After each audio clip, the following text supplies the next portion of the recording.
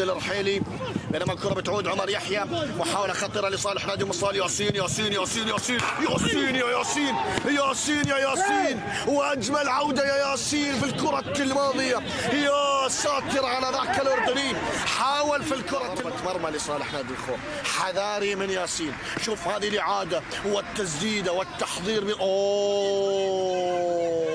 اوه على الكرة الماضية. علي نادر، علي نادر، لولا علي نادر ولمسة علي نادر في الكرة الماضية كاد ياسين. رأسيات كرة بتلعب الأمام الآن عادل، ولكن وانجا يبعد، رونالد وانجا يبعد الكرة الماضية. عادت الكرة لصالح نادي مصلال. عادل الرحيلي، كرة لناصر، كرة خطيرة.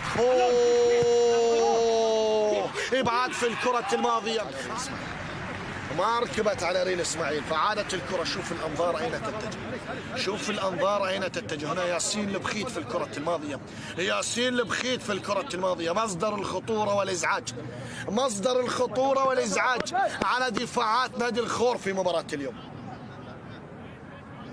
من الأمور الإيجابية اللي حدثت لنادي أم صلال في هذا الموسم عودة ياسين البخيت، ومن الأمور السلبية اللي حدثت لنادي أم صلال هي إصابة ياسين البخيت بداية الموسم.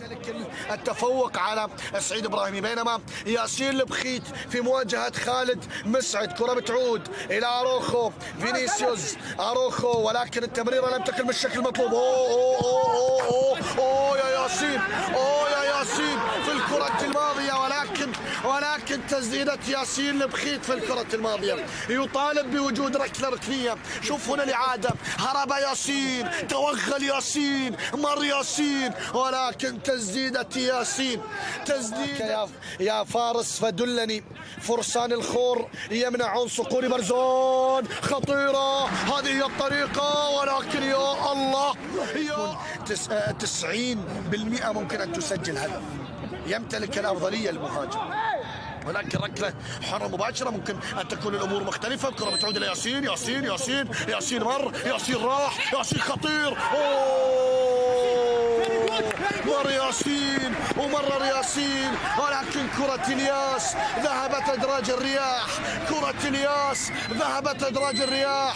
مرور ياسين بطريقة رائعة، ولكن الياس براميل دخل لأن يقدم الإضافة، ولكن كرة الياس ذهبت أدراج الرياح لتعود الكرة إلى ضربة مرمى مصلال. أنا ايش جابني هني؟ علي نادر من وين طلع لي؟ علي نادر من وين طلع لي؟ ياسين كرة بتلعب، يا ساتر ياسين، حلال العقد ياسين في الوقت القاتل. ياسين البخيت يسجل في الوقت الأخير،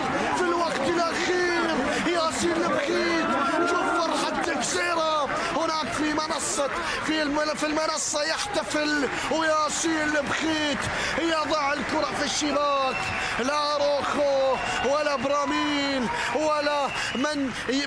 ولا أحد بإمكان التسجيل في مرمى علي نادر سوى ياسين. عودة ياسين هي أجمل لحظات نادي. الله الله الله الله يا ياسين، وضع الكرة في الشباك.